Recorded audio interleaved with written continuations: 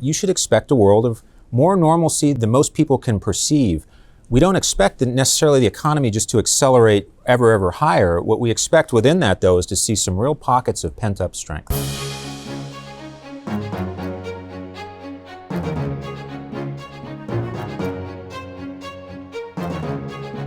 What's our view for global economic growth and corporate earnings this year? Well, I've given this explanation lots of times now. I find that the best way to do it is sort of to tell it as a story. But I'll tell you what the punchline is, or the moral of the story. The story is normalcy, and normalcy that people just have no ability to see because for the last 3 to 4 years we've been conditioned to think that we're in abnormal times. People always kind of think that, but that's really been true. And so let's just take it from one step to another in very short order. Pre-COVID, we had a world that basically did this. Growth was moderate throughout the world. It wasn't anything to get excited about. It was also nothing to sneeze about. The global economy growing at around a 3% pace. COVID happens. Recession globally, not nearly as deep as people thought, by the way, and I want to get back to that because the resilience of the economy is something that people always underestimate. So we have a recession, but it's about 3%. Not nearly as big as I think it felt. Then you have a reopening, which is in fact bigger than the recession, especially in terms of percentage magnitude, which tells you something that I'm going to get back to as well. How which big is that was it, Michael? it was to the tune of 7%, just shy of it for that next year. And so one of the things you see from that is resilience on the way down and really what was some pent-up activity heading out. So that gets us into this territory now where we had this huge reopening. People's expectations did get fairly high, and I do think that's one of the reasons why we had a bear market. It was a shallow, relatively short bear market, but it was the come down from a big reopening. And now here we are. And the interesting thing about it is that if you look at a chart, and we'll put this up, I'm sure, after the big reopening, we go straight back to the trend we had before. We've actually had normalcy in a way that almost no one can see. And that's really the punchline, and that's really the part that matters the most at this moment. But I want to go back to a couple of concepts. We said that anticipation was mitigation.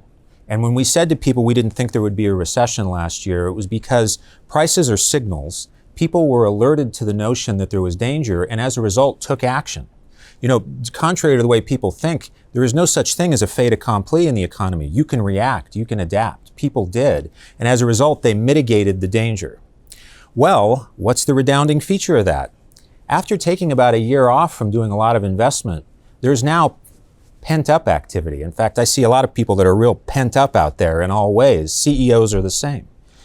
If you take a year off from doing very much, at some point you got to start opening up the purse strings again and start doing some spending because this is a competitive world. They have shareholders to answer to, and they're going to be looking for ways, once the coast even looks somewhat clear, to start investing again. And that's exactly what Jeff was alluding to earlier, that we're looking for where the CEOs see the opportunities. And that's going to be in the stuff that you can get going pretty quick. Ad spending, business travel, IT spending in general, which actually there needs to be a lot more of it yet. People have even put that off a bit. Those are the types of opportunities we're looking for. And so the sum of it all is that you should expect a world of more normalcy than most people can perceive. We don't expect necessarily the economy just to accelerate ever higher. What we expect within that, though, is to see some real pockets of pent-up strength. Yeah, those green shoots that we talk about. Absolutely. Yeah. I'll add I think one of the effects of that is it just creates more opportunities in different areas. If you just think about that backdrop, we talked a little bit about the Magnificent Seven before, and maybe just say generally big kind of growth-oriented companies. You could argue that they're very well suited for that environment. It's a good economy. It's not a booming economy. From here, interest rates probably look fairly benign. We've seen some nice improvement in inflation rates. If you think about that as a backdrop for 2024, well, that usually means big, high-quality companies that can grow relatively quickly get bid up in that type of an environment. Because when you're not getting a lot of juice out of the economy itself, it's a fine economy, but as I said, not booming. That's a pretty good backdrop for companies that can grow above and beyond just what the economy is doing. But I think, as Mike alluded to, there's still a lot of upside surprise in the economy here. Not only are expectations still low, yes, recession worries aren't as intense as they had been back in 2022, but they're still there. And so just the fact that the economy keeps humming along, I think, is a nice upside surprise for many. And with a little extra boost, maybe from increased business spending and so forth, as companies go on the offensive, I think that leaves some room in the portfolio for what you might think of as the more cyclical categories, the types of companies and industrials and other categories, materials, resources, that are tied into a stronger than expected economy. And so, whereas over the last few years, there's been big spreads between how growth stocks are doing and how value stocks are doing and so forth, this is a year where I think there might be room for both.